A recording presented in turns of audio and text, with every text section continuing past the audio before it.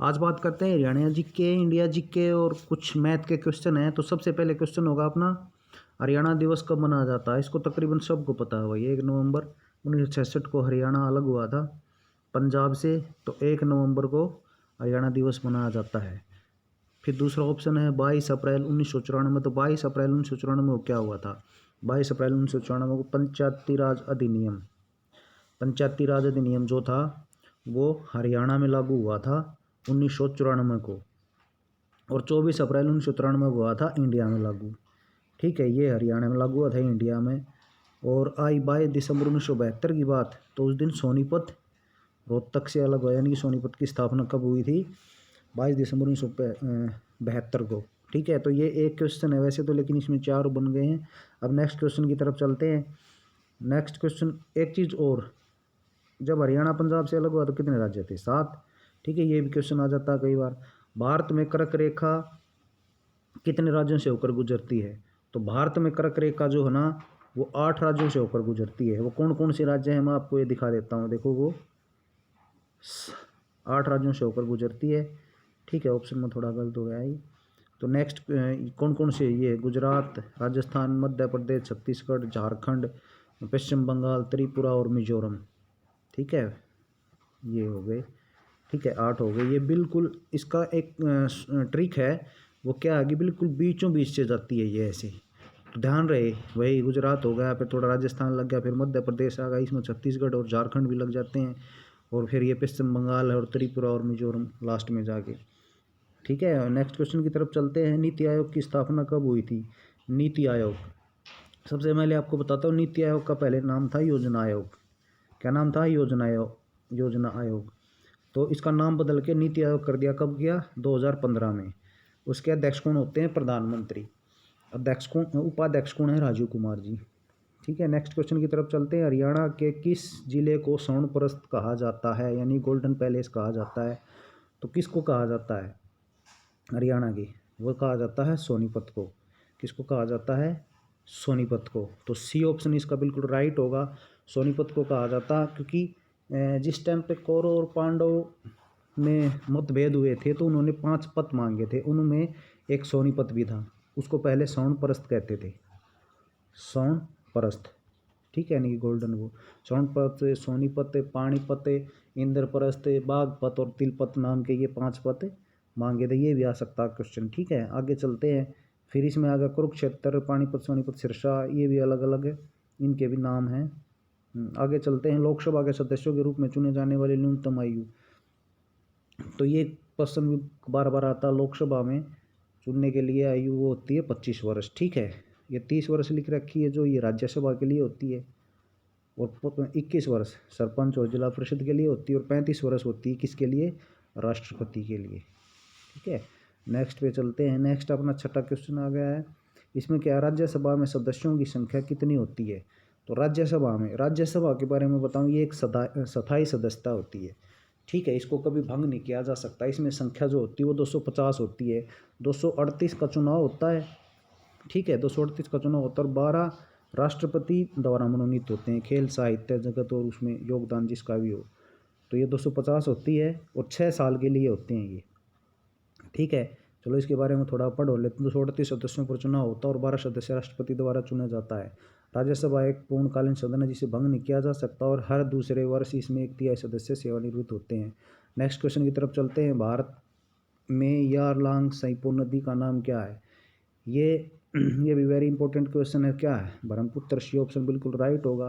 कहाँ से आती है ये? देखो, मैं आपको बता दूं, ये तिब्बत, इसके बारे में पढ़ लेते हैं। ठीक है, ब्रह्मपुत्र नदी तिब्बत तथा भारत बांग्लादेश से बहती है। इसका उदय तिब्बत के पूर्व जिले में स्थित मानसरोवर झील के निकट से होता है, जहाँ इसे यारलांग कहा जाता है। तिब्बत में बहती हुई नदी भारत में अरुणाचल प्रदेश राज्य में प्रवेश करती है। ब्रह्मपुत्र नदी बांग्लादेश की सीमा में जमुना के साथ मिलकर गंगा के मूल रूप के साथ बहती हुई मिलकर बंगाली खाड़ी में विलुप्त हो जाती है। 8 बौद्धिज्म धर्म सीखने के लिए, ये 17वीं है, 17 होता है ये हिंदी में। ठीक है, 17वीं आदमी में प्रसिद्ध कौन आए थे? तो वो आया था हेंग शांग। ठीक है, हेंग शांग आया था। और अब इसके रिपन सब शासन के जनक हार्वर्ड यूनिवर्सिटी हर्षवर्धन एक राजा, हर्षवर्धन के राज्यकाल में ही आया था हेंग शांग भारत। ये इस तरह से दिखते थे, देखो।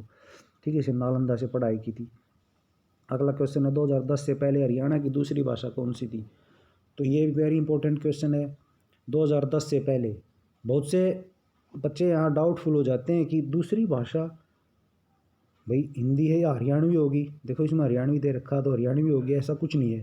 दूसरी भाषा कौन सी थी, तमिल थी, ये बंसी लाल ने की थी। 2010 में फिर कौन सी हो गई थी, पंजाबी। तो बी ऑप्शन इसका सही होगा। ये 2010 में, 2010 से पहले पूछ रखा ना, 2010 में भूपेंद्र सिंह हुड्डा ने इसको पंजाबी को कर दिया। तो हरियाणवी कोई भाषा नहीं है, सिर्फ ये बोली है। ठीक है, भाषा तो हिंदी है।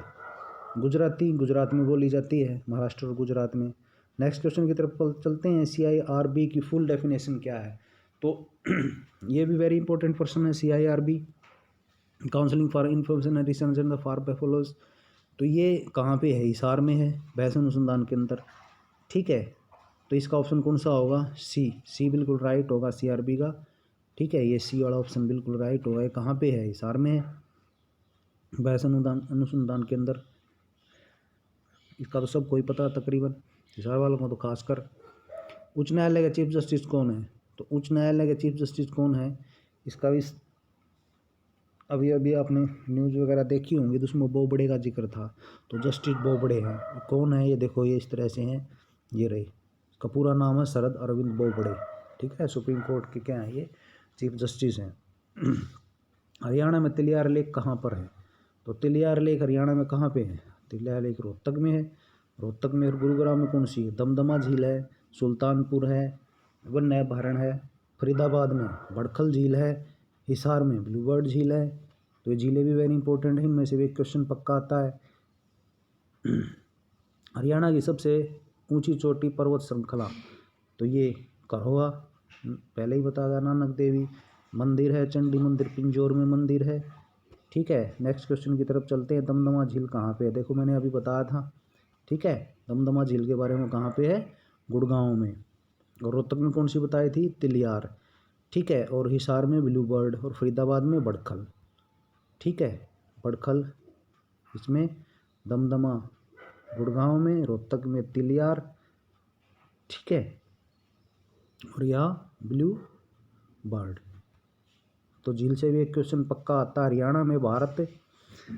हरियाणा को भारत में अक्षेत्रफल में कौन सा स्थान है। तो ये भी क्वेश्चन बहुत अच्छा है। तो कौन सा स्थान है, 20वां स्थान है हरियाणा का भारत में, और भारत का विश्व में 7वां है। ठीक है, अगर मान लिया क्वेश्चन यहाँ ही आ जाए कि भारत का विश्व में कौन सा स्थान है, तो 7वां है। और हरियाणा की बात आ जाए तो 20वां है। हरियाणा का क्षेत्रफल कितना है, ये भी वेरी वेरी इंपॉर्टेंट, बहुत बार पूछा जाता है। तो बहुत से बच्चे यहाँ डाउटफुल हो जाते हैं कहीं कहीं कहीं कहीं। तो हरियाणा का एक्यूरेट क्या है, ये है 44,212। ठीक है, तो नेक्स्ट क्वेश्चन की तरफ चलते हैं। नेक्स्ट आ गया ये मैथ का। ठीक है, ये मैथ का सवाल आ गया है, थोड़ा रुक जाओ। आ गया मैथ का सवाल। 10 टी शर्टों का विक्रय मूल्य 13 टी शर्टों के लागत मूल्य के बराबर है, लेन देन में लाभ का प्रतिशत होता है। देखिए बहुत ही आसान सवाल है ये। ठीक है, 10 टी शर्टों का मूल्य, ये कह रहे हैं कि 10 जो टी शर्ट है उनका मूल्य कितने के बराबर है, 13 के। ठीक है, तो इसने कहा कि लेन देन में लाभ का प्रतिशत याद करो। तो लाभ, अब 10 और 13 का बराबर है, तो इनके भीतर लाभ कितना होगा, 3 का।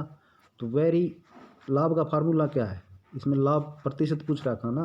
तो लाभ प्रतिशत का फार्मूला क्या है, लाभ बटे विक्रय मूल्य और गुणा में 100।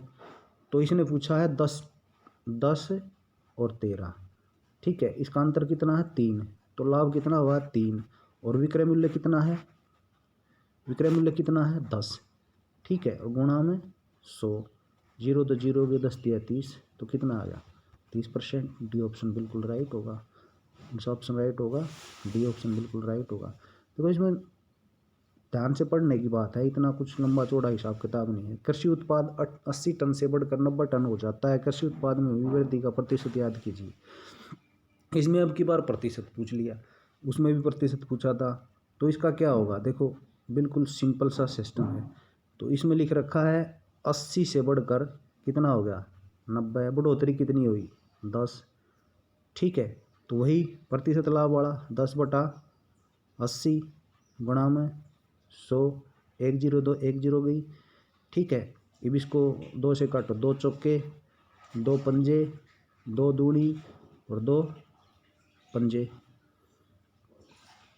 ठीक है, तो कितना आ गया ये 25/2 रह गया। अब इसको करेंगे 2 एकम 2, 2 दूनी 4, 2 पंजे 10, तो कितना आ गया 12.5, यानी कि बी ऑप्शन बिल्कुल राइट होगा। अगर कहीं डाउट हो तो पूछ लेना, ठीक है। एक संख्या के 30% 50% के बीच का अंतर 200 हो तो संख्या याद कीजिए। देखो ये भी वेरी वेरी इंपॉर्टेंट प्रश्न है और इसमें भी कोई ज़्यादा बड़ी बात नहीं। देखो क्या पूछता है, एक संख्या क्या है 30 और 50 के बीच का अंतर 200 है। एक संख्या के 30% और 50%, तो 30% और 50% के बीच का अंतर, तो माना संख्या x, ठीक है। तो अब यहाँ प्रश्न अनुसार लिखेंगे x जो संख्या है उसके और उसके बीच का अंतर क्या होगा, तो क्या है 30x माइनस में 50x, या 50x माइनस में बड़ा कौन सा है 50x माइनस में 30x बटे में 100, या फिर इसको आप अलग से निकाल लीजिए। संख्या कौन सी मानी हमने x, ठीक है। इनका अंतर क्या है x ब्रैकेट में ले लेंगे हम 30/100, परसेंटेज क्या होता है 50/100, 50 पहले आएगा 30 बाद में आएगा, और बराबर है क्या है 200। अंतर इनका अंतर कितना है 200। तो अब आगे चलते हैं, आगे क्या कह रहा है ये, तो ये कह रहे हैं कि संख्या याद कीजिए। तो हमने संख्या x मांगनी थी और x को हमने यहाँ लेके क्या किया था 50/100 माइनस में 30/100 और बराबर है 200। संख्या हमने x मान ली थी, तो इसको हम सोल्व करेंगे। 100 कितना आ गया 20, ठीक है। 200 बराबर है ही, तो यहाँ पे क्या करेंगे हम, ये 20 को 20/100 आ गया, 20/100 आ गया, x अलग है, ठीक है। तो इसको हम काटेंगे 5, 1/5 आ जाएगा, बराबर कितना है 200। थोड़ा सा क्लियर कर लेते हैं, तो ये आ गया अपना 20/100। ये देखो x 20/100 बराबर है 200, ठीक है। इसको काटेंगे 1/5 आ गया ये, तो x इसको परली साइड लेके जाएंगे, x है ये, इस भाग है तो यहाँ क्या हो जाएगा गुणा, ऐसे हो जाएगा ना, ये उलट जाएगा ना, तो कितना हो गया 1000। तो x का मान कितना आ गया 1000, तो अपना आंसर कितना आया 1000, यानी कि सी ऑप्शन बिल्कुल राइट होगा। बहुत ही आसान है, शॉर्ट तरीके से करेंगे, ज़्यादा समय भी नहीं लगेगा। फिर अगला नेक्स्ट क्वेश्चन देखते हैं, 32 और 50 का औसत क्या है। देखो कभी भी औसत निकालना हो ना, ठीक है, औसत निकालने के लिए जितनी संख्याएं दी हैं उनको जोड़ लो और जितनी संख्याएं हैं उनका पता कर दो। तो क्या है 32 जमा 50, संख्या कितनी है 2, कितने हो गए ये 82/2 41। तो ऑप्शन कौन सा आ गया डी, कौन सा हो गया ऑप्शन, कौन सा हो गया अपना ऑप्शन हो गया अपना डी। देखो दोनों को जोड़ा हमने, ठीक है, 50 को और 32 को जोड़ा, कितना आया 82। अब 82 संख्या कितनी थी 2, तो कितना आया 41। ऑप्शन कौन सा है डी, राइट ऑप्शन हो गया अपना।